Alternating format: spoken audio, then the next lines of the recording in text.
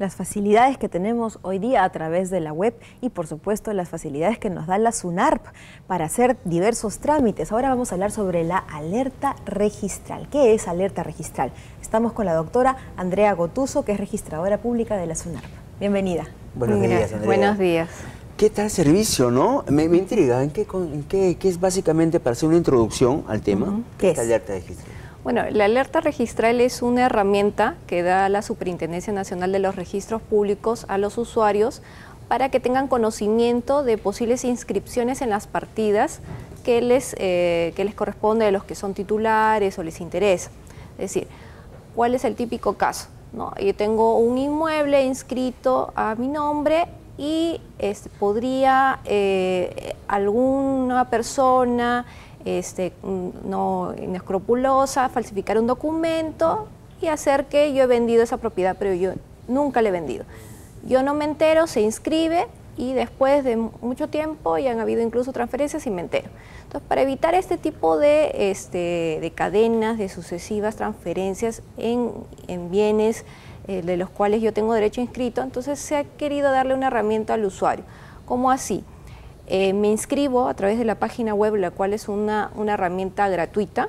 Me inscribo y si se presenta un título respecto a la partida que yo he vinculado, entonces me van a notificar, me van a decir, ojo, se está presentando un título número tal, con fecha tal, en que se está pidiendo una determinada inscripción en la partida. Entonces, yo ya sé que alguien está solicitando alguna inscripción que podría ser falsa, ¿no? En su caso, o no, pero ya tendría que el usuario evaluarlo, ¿no? Claro. Perfecto. Andrea, Cecilia, Daniel nos trae un video justamente donde nos va a enseñar los pasos para inscribirnos en la alerta registral. Vamos, video. Ahora puedes proteger tus propiedades ya registradas mediante el servicio de alertas registrales. ¿Sabías cómo? Yo te enseño. Ingresa a la página web de la SUNARP. Luego, ubica al lado izquierdo el casillero de alerta registral. Selecciona suscribirse en el registro que deseas hacer. Lee y acepta las condiciones indicadas. Empieza a llenar el formulario con tus datos personales y correo electrónico. Por último, consignar el número de la partida registral y la clase de registro al que corresponde dicha partida y listo. Ya lo sabes, protege tus propiedades utilizando el servicio de alerta registral. Muchas gracias, Dani. En efecto, vemos que es bastante sencillo este trámite, no nos tomará más de 5 minutos, ¿no? Hacer todo esto, si tenemos una conexión rápida, pues con mayor razón. ¿En qué casos recomiendas tú? Porque si tenemos un inmueble, si tenemos un carro, ¿en qué casos, qué partida registral es aquella que deberíamos de todas maneras tener bajo una alerta? La superintendencia ha establecido 4 registros en los cuales se puede inscribir en esta alerta registral. El registro de propiedad inmueble, o sea, los predios, las casas, departamentos, etcétera. Tenemos también el registro vehicular, o sea, nuestros vehículos, autos. Está también el registro de personas jurídicas, o sea, también las sociedades, ¿no? O sea, si hay algún tipo de inscripciones de estas sociedades, poderes, revocatorias de poderes, etcétera. Y finalmente también el registro de mandatos y poderes. ¿Por qué el registro de mandatos y poderes? También es importante, porque se ha visto en muchos casos que las falsificaciones no están en el registro de predios, por ejemplo, o de vehicular, sino que se hace una falsificación previa en el registro de mandatos y poderes, es decir, se dice que Andrea Gotuso otorgó un poder, pero yo nunca lo otorgué.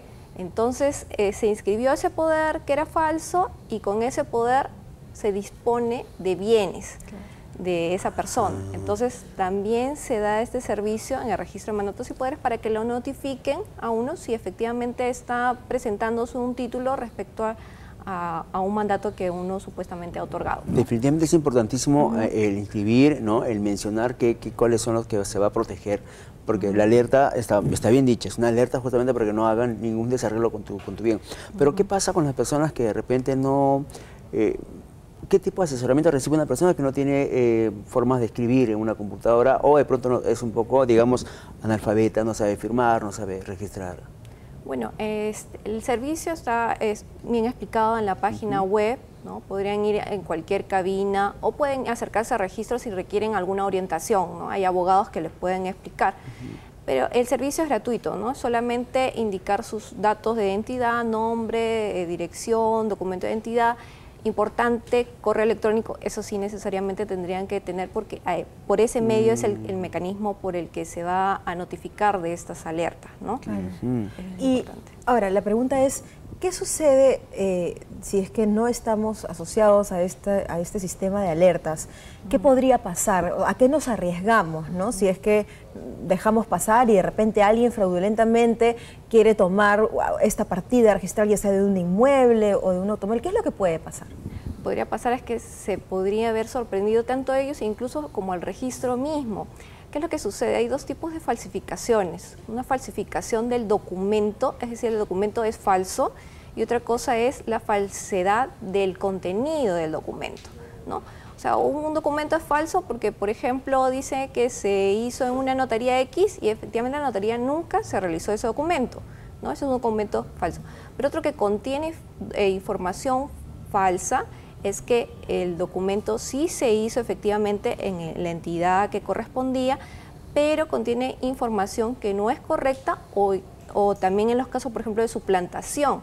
O sea, van ante el notario, supuestamente otorgó una escritura, pero no es quien correspondía, ¿no? O sea, identificaron mal al usuario. Entonces, ¿qué es lo que sucede?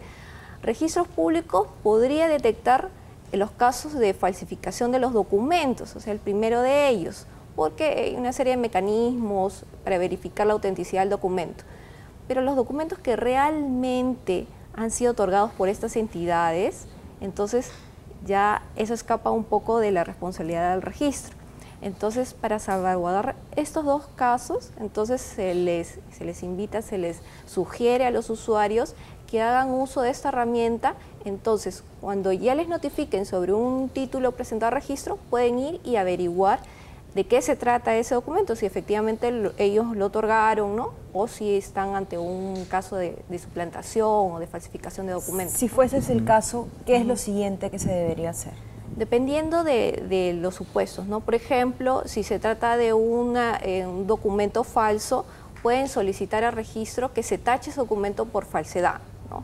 Como es algo fácilmente corroborable, o sea, por ejemplo, es un documento supuestamente otorgado en la notaría, se llama la notaría, se oficia, y dice el notario no se ha extendido, entonces el registrador puede tachar ese documento y a su vez se va a iniciar las acciones legales correspondientes, porque va a haber un proceso penal por la falsificación.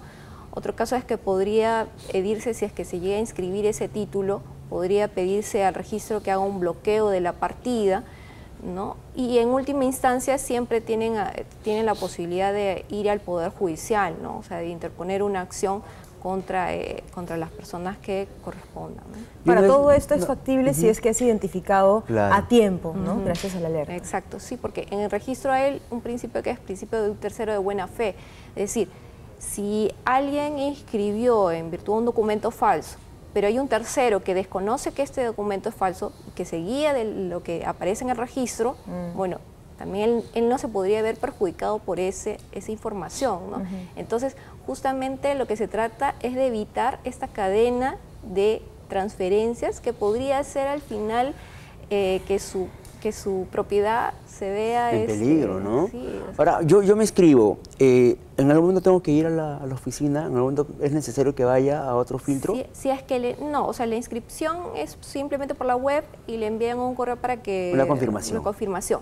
Pero si le notifican ya de algún título, sí tendría que acercarse a la oficina correspondiente para verificar de qué se trata este título, ¿no?